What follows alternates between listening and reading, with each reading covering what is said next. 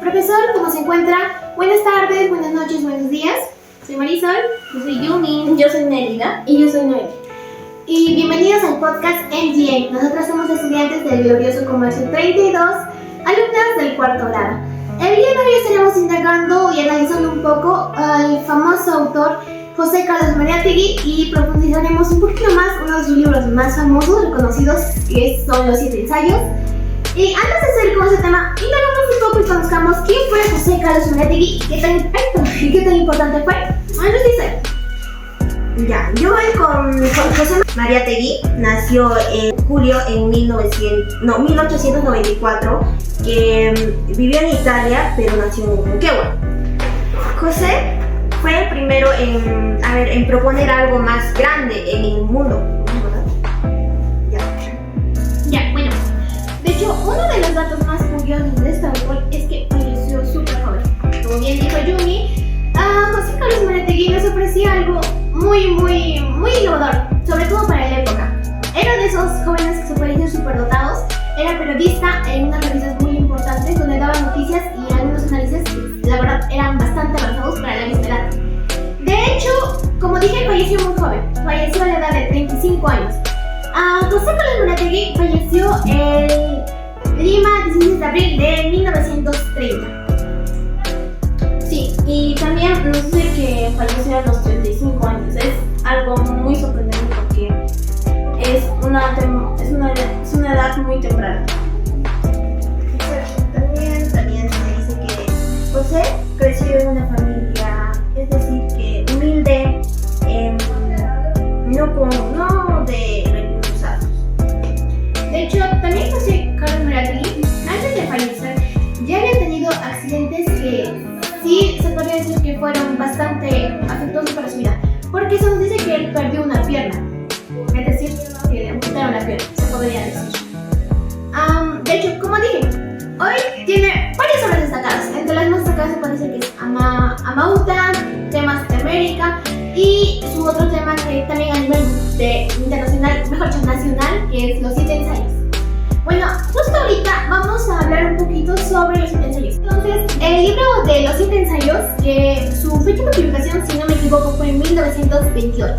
Este libro es muy conocido nacionalmente, se podría decir de que es de los más destacados.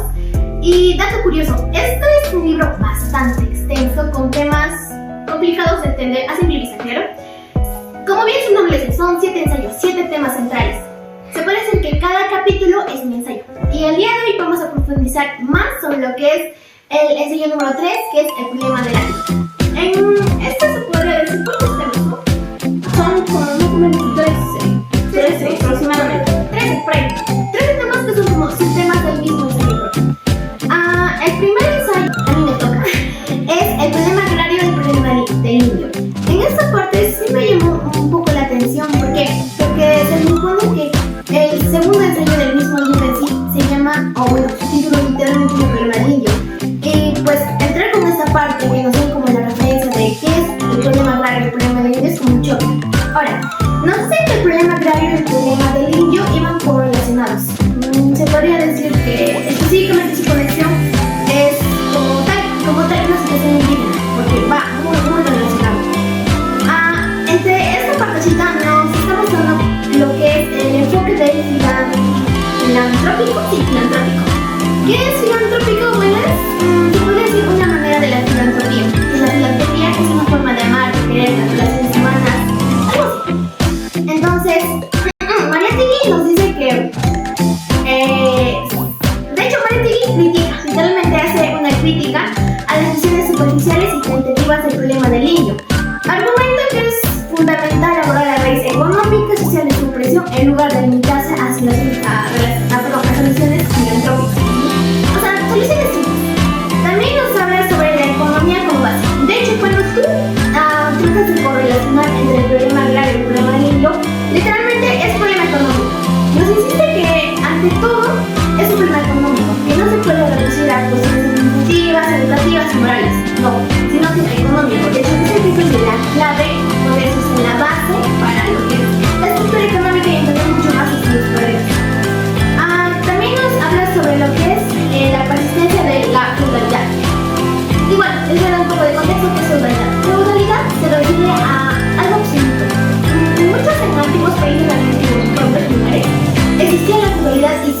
con mucha frecuencia, sobre todo porque el poder recaía en una sola persona, un solo rey, un solo alcalde, un solo presidente, de manera actual se podría decir. Nos habla que es la revolución de, la revolución de que no logró transformar la estructura agraria y la antigua clase feudal mantuvo su poder. Cuando nosotros dijeron el programa agrario en el Perú, se supone que presentaron de que estamos avanzando, de que gracias a la independencia debieron haber avanzado, pero no, pasó todo lo contrario. Y ya se puede hacer eso. En conclusión, para María tiene que plantear que el problema de la tierra en el Perú está ligado al problema de indio, o sea, la presión indígena. Como sabemos, en muchos lugares en el Perú, la presión indígena literalmente se centra en lo que es la opresión, la explotación de los mismos trabajadores. También nos dice que la resistencia a la vivienda, como ya lo comenté, es la paz, y que la certidumbre son obstáculos fundamentales para la transformación social y la emancipación. Esto nos quiere decir que pues, tendríamos que haber avanzado, ya se podría decir.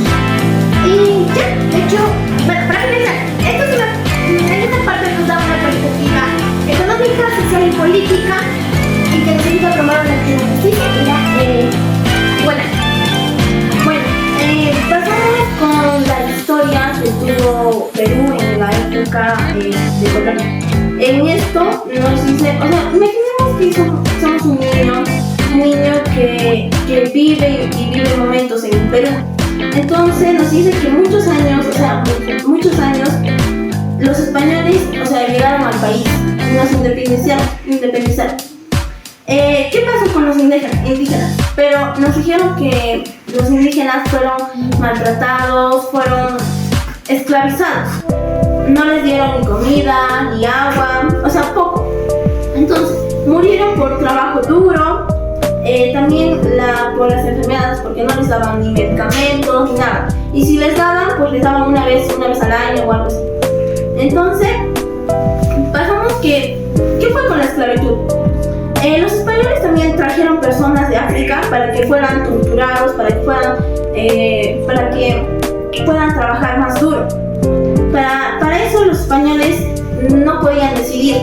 O sea, hay personas que no pueden decidir, prácticamente torturadas, porque ellos, la mayor parte, la parte que los explotaba a esas personas, querían explotar la riqueza del Perú, como por ejemplo la plata, el oro, toda la riqueza que tenía Perú.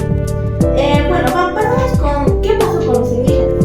Los indígenas fueron llevados a ese lugar para que puedan trabajar, pero como no eran como algo mucho, entonces los explotaban. No les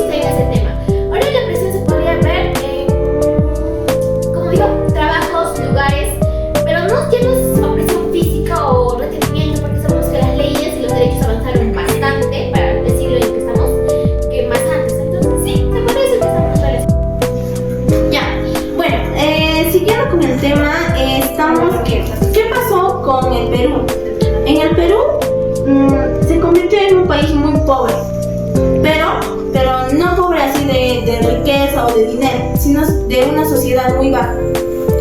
También la gente indígena y los esclavizaron y traficaron a las personas. Como prácticamente los amarraban o les daban para que puedan trabajar en otros lugares. Luego, ¿qué pasó con Mariátegui? O sea, ¿qué fue su idea de Mariátegui? José Carlos Mariátegui dice que la colonización española fue muy mala para el Perú, que debemos aprender de la historia para no repetir los mismos errores. Ya, vamos a hablar un poquito porque estoy sintiendo el podcast, porque lo que estamos viendo ahorita es un podcast muy denso.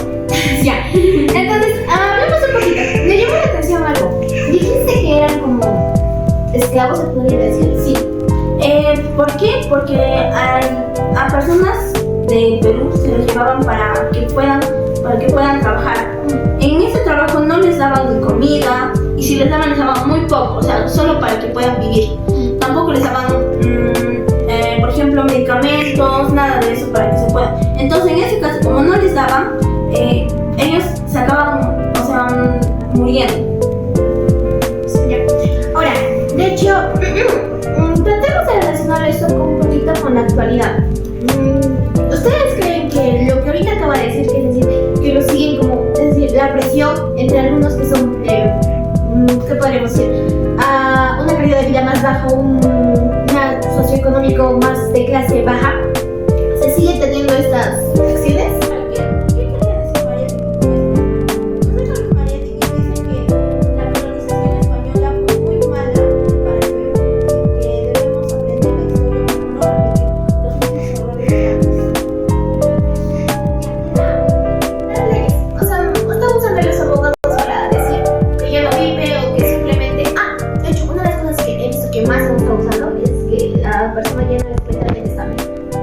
De que ya no puede ser propietario o dueño de su lugar. Y no está grabando. Así es.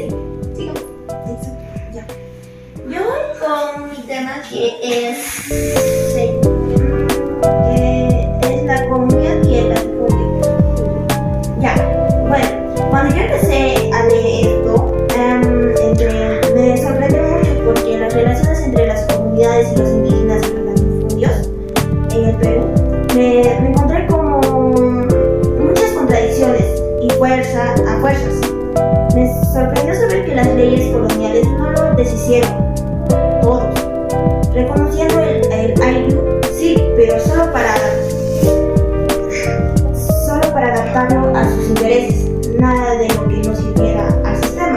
Luego vi cómo las encomiendas y otras medidas se llevaron a sus tierras y los latifundios llegaron para reemplazar sus comunidades en la costa. Prácticamente lo que habló mi compañera es que los arrebataron sus tierras y todo eso. Bueno, voy con también lo que me impactó, lo que fue la resistencia. A pesar de todo, las comunidades no se rindieron, se adaptaron, se mantuvieron. El caso de Maquillauyo me encantó.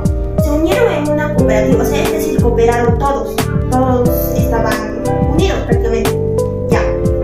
Y hasta hicieron su propia planta eléctrica. Para mí esto muestra que el latifundio no solo atacó su economía, sino su identidad, sus tradiciones y su estructura social, y aún así conservaron principios del capitalismo.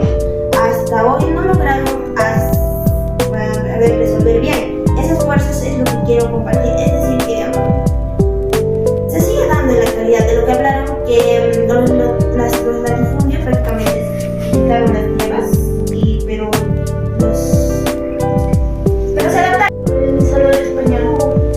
En esta parte Mariátegui habla no solamente se trata de criticar el pasado, sino de entender que el pasado también está conllevando a nuestro presente. Ya, la conquista impuso un sistema que no solo explotaban indígenas, sino que rompió una forma de organización social que funcionaba para su contexto, o sea, la comunidad. Lo interesante es que Mariátegui no idealiza el pasado